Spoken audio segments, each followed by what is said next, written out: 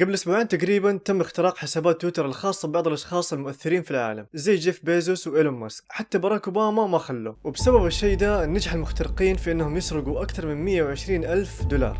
السلام عليكم ورحمة الله وبركاته، معاكم أخوكم عبد المجيد قاروت، واليوم راح أشرح إيش هي الهندسة الاجتماعية وإيش دخلها في اللي صار وكيف استخدمها الهاكرز عشان يخترقوا حسابات تويتر ويسرقوا فوق ال 120 ألف دولار.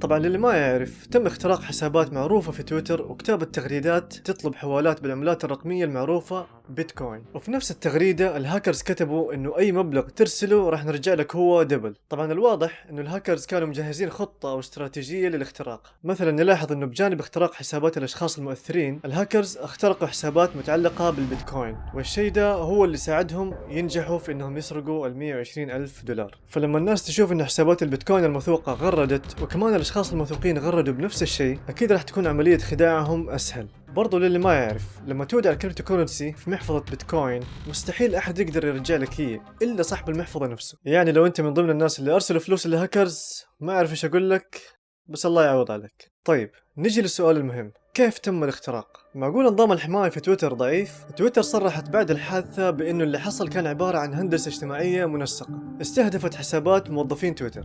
الهندسة الاجتماعية باختصار هي اختراق عقول البشر، يعني بدل ما تخترق الأجهزة أو الحسابات عبر الهجمات الإلكترونية، تتواصل مع الضحية بطريقة ما عشان تكسب ثقته وتسحب منه المعلومات اللي تبغاها. يعني يقدر أي أحد يسويها عن طريق مكالمة جوال بسيطة. وممكن يكون الشيء ده قد مر عليك، إنه يتصل عليك شخص ويقول لك أنا من الشركة الفلانية اللي أنت تتعامل معاها وأبغاك تعطيني معلومات معينة. طبعا الطريقة دي مكشوفة ومفضوحة غالبا، لكن ممكن الهاكر يكون عنده معلومات عن معاملات حقيقية لك مع شركة معينة، وبالتالي ممكن إنك تصدقه وتعطيه أي معلومات يطلبها. فحسب تصريح تويتر، اللي صار كان عبارة عن هندسة اجتماعية انطلت على أحد أو عدد من موظفي تويتر اللي عنده أكسس للوحة تحكم خولته إنه يستحوذ على الحسابات اللي تم اختراقها. ومع إنه الهندسة الاجتماعية لها أنواع مختلفة زي البري تكستينج والبيتنج، إلا إن تويتر ما صرحت عن نوع الهندسة الاجتماعية اللي تم استخدامه في الهجوم. ولو نفكر فيها، تم الاختراق على مرتين. المرة الأولى كانت عبارة عن هندسة اجتماعية على موظفي تويتر نتج عنها الكشف عن معلومات حساسة، والمرة الثانية كانت عبارة عن هندسة اجتماعية عبر تغريدات خدعت الناس اللي أرسلوا عملات رقمية للهاكرز. الفرق إنه الأخيرة كانت غير مباشرة وبدون تواصل.